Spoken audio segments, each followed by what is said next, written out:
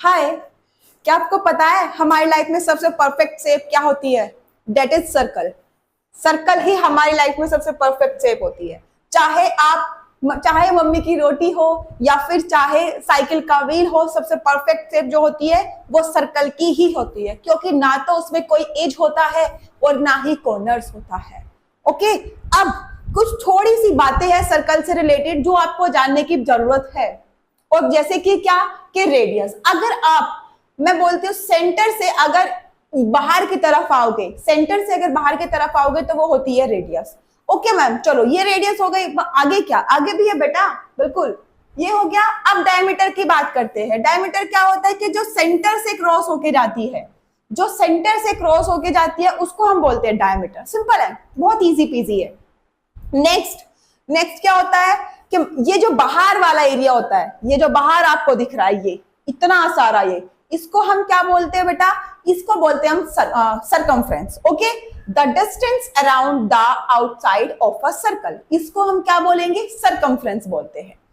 अब मैंने तुम्हें क्या बताया, नेक्स्ट हम बात करेंगे। थोड़ा सा एक और टॉपिक रह गया, दैट इज फॉर्मूला क्या होगा? Circumference formula 2 pi R. Formula क्या होगा? 2 पाई आर। यहां से एक छोटी सी बात मैं बताती हूं आपको। देखो, इतना मैंने क्या बताया कि रेडियस हो जाती है, वो इधर भी तो होगी, है ना? ये भी आर, ये भी आर, तो डायमीटर क्या होगा? डायमीटर होगा इक्वल टू आर, रेडियस का 2 गुना, है ना? डायमीटर क्या होगा? D equal to R. ये हमने बात कर ली। सरकमफ्रेंस फॉर्मूला क्या होगा? C equal to pi are.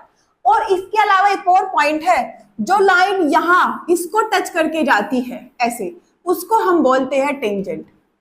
जो लाइन इसको टच करके जाती है उसको हम बोलते हैं टेंजेंट। ओके, थोड़ा सा एक और पॉइंट है।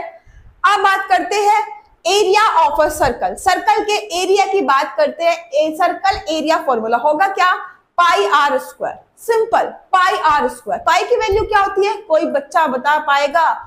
अगर जानते हो तो कमेंट कर देना, मुझे पता चल जाएगा। पाई की वैल्यू होती है 22/7 और एक और सेकंड वैल्यू होती है, वो सेकंड वैल्यू कमेंट करोगे, है ना? सेकंड वैल्यू कमेंट करोगे। ये थोड़ी सी बातें थी सर्कल से रिलेटेड। अब मुझे कमेंट करके ये बताओ, जैसे मैंने आपको एग्जांपल्स दिया, मम्मी की रोटी जो कि गोल होती है वो सर्कल की शेप में आ जाती है, साइकिल का व्हील सर्कल के शेप में आ जाता है, और क्या क्या चीजें हैं सर्कल की शेप में, वो मुझे कमेंट करके बताना। Thank you.